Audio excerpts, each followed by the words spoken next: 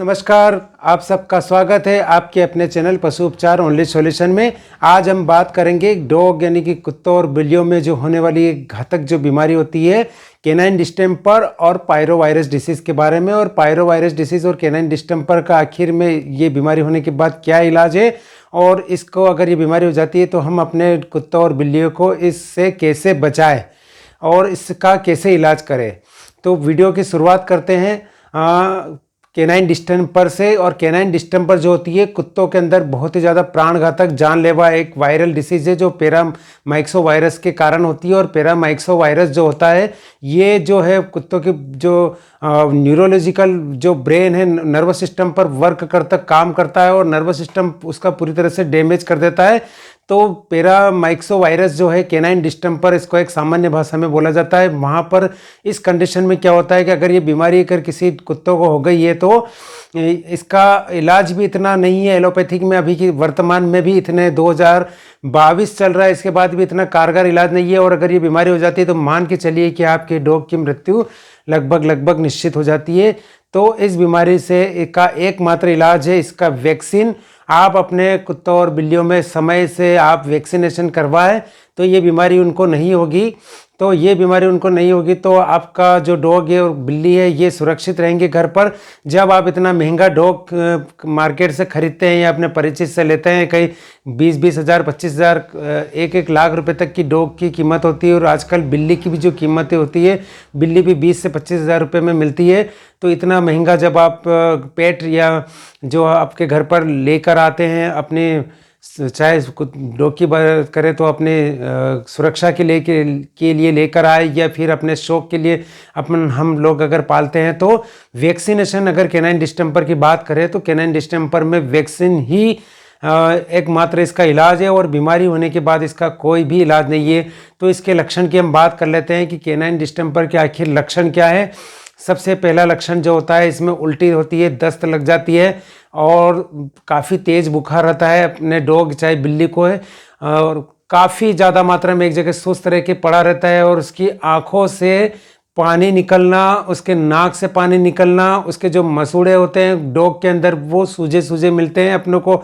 आपको लगेगा कि बिल्कुल तरबूज जब हम काटते हैं तो उसके ऊपर से कितनी लाल लाल जैसे दिखाई देता है। तो काफ़ी स्वेलिंग से उसके जो मसूड़े डॉग के यहाँ पर जो साइड से ऐसे जबड़े में आप देखेंगे तो ऐसे मसूड़े सूजे हुए नजर आएंगे, वहाँ पर डिस्चार्ज निकलेगा। तो ये है इसका एक प्राथमिक लक्षण। बिल्कुल भी वो खाना पीना नहीं खाएगा। 3 से 4 दिन 5 दिन में अगर वो उस वायरस का अटैक इतना बहुत ज़्यादा है तो वो 5 दिन के अंदर उसकी मृत्यु निश्चित हो जाती है। और अगर वायरस का अटैक कम है और आपने पशु चिकित्सक को बताया है तो वो अच्छे एंटीबायोटिक का उपयोग करके जान बचाई जा सकती है। पर उसमें भी चांसेस काफ़ी कम है क्योंकि 1 दिन 2 दिन तो वो 1 दिन तो ऐसे ही उसका निकल जाता है डॉग या कैट का, कि जो उनके मालिक होते हैं वो सोचते हैं कि आज चलो कुछ मौसम की वजह से या किसी वजह से ये खाना नहीं खा रहा है, तो 1 दिन तो उसका ऐसे ही निकल जाता है। तो दूसरे दिन उस वायरस का इफेक्ट जो है प्रभाव उसके शरीर में एकदम से बढ़ जाता है। तो इसको कंट्रोल करना बड़ा मुश्किल हो जाता है। ये है कैनाइन डिस्टेंपर डिसीज़। और इसके वैक्सीनेशन की बात कर लें तो वैक्सीनेशन की बात करते हैं तो वैक्सीनेशन एकमात्र इसका है 7-1N डिसीज़ या फिर सिंगल कैनाइन जो डिस्टेंपर वैक्सीन आता है, इसको भी आप यूज़ कर सकते हैं। आप हमेशा जब आप डॉग या पपी जब मार्केट से ख़रीदते हैं, नया लेके आते हैं, बच्चा लेके आते हैं तो 1.5 माह की उम्र में इस वैक्सीन को लगाना अनिवार्य है। यानी कि 6 सप्ताह 1.5 माह की उम्र में इस कैनाइन डिस्टेंपर वैक्सीन को आप लगवाइए। इसका रिपीट डोज यानी कि बूस्टर डोज जिसकी बात करें तो 1 महीने बाद फिर से इसको रिपीट कीजिए, अपने अच्छे पशु चिकित्सक के पास ले जाइए, उसको बताइए और वैक्सीनेशन अवश्य करवाइए। तो कैनाइन डिस्टेंपर वैक्सीन से जब आप वैक्सीन लगवा लेंगे तो ये बीमारी जो है उनको बिल्कुल नहीं होगी।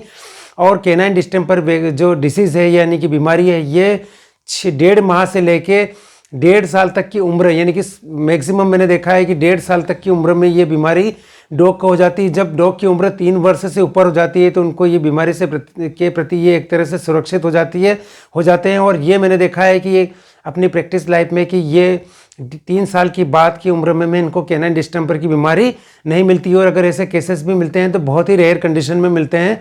तो आपको क्या करना है कि वायरस की अपने वैक्सीनेशन की बात करें तो 1.5 माह की उम्र में उसको वैक्सीन लगवाइए। Second dose booster dose, first dose जब लग जाता है तो उसके 1 महीने, ठीक 1 महीने पश्चात दूसरा डोज वैक्सीन का लगवाइए।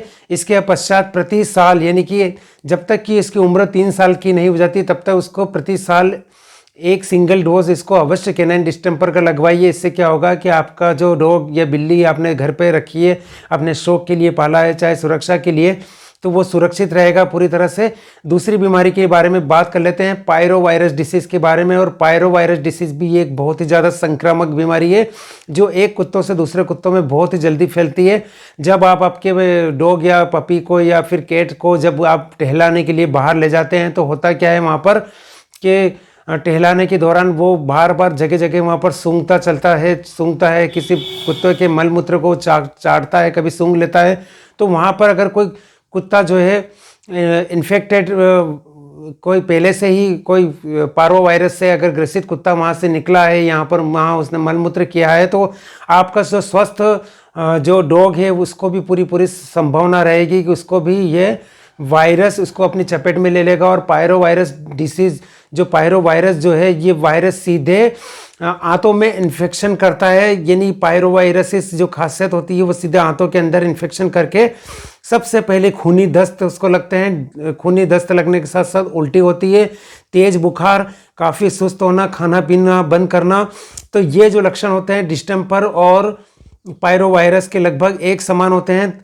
थोड़ा सा अगर लक्षण पर ध्यान दें तो हम केवल पायरोवायरस के अंदर जो होता है खूनी दस्त लगते हैं, बदबूदार बिल्कुल पानी जैसे दस्त लगते हैं, तो वहाँ से बिल्कुल एकदम से पता चल जाता है कि इसको जो है पायरोवायरस डिसीज़ हो गई है।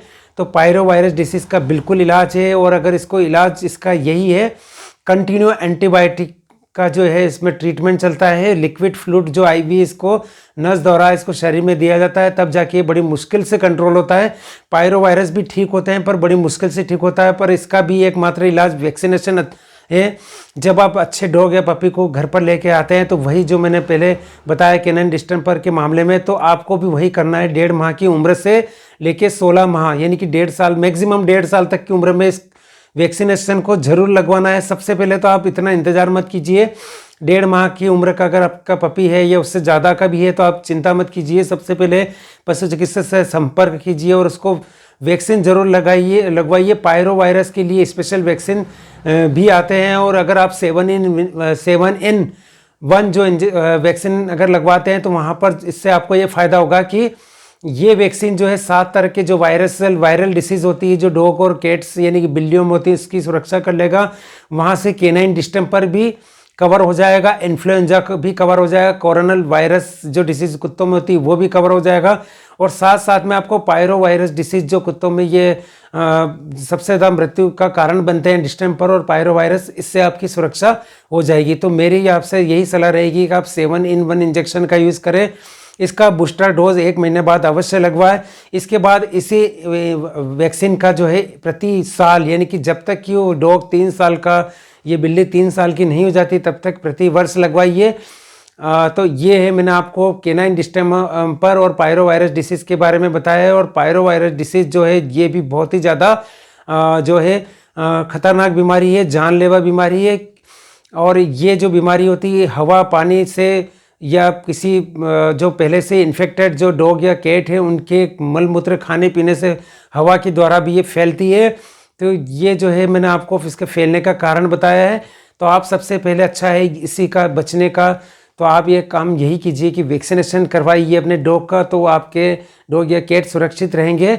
मेरा वीडियो अगर अच्छा लगे तो लाइक कीजिएगा, शेयर कीजिएगा और चैनल को ज़रूर सब्सक्राइब कीजिएगा। वीडियो देखने के लिए आप सभी का बहुत बहुत धन्यवाद।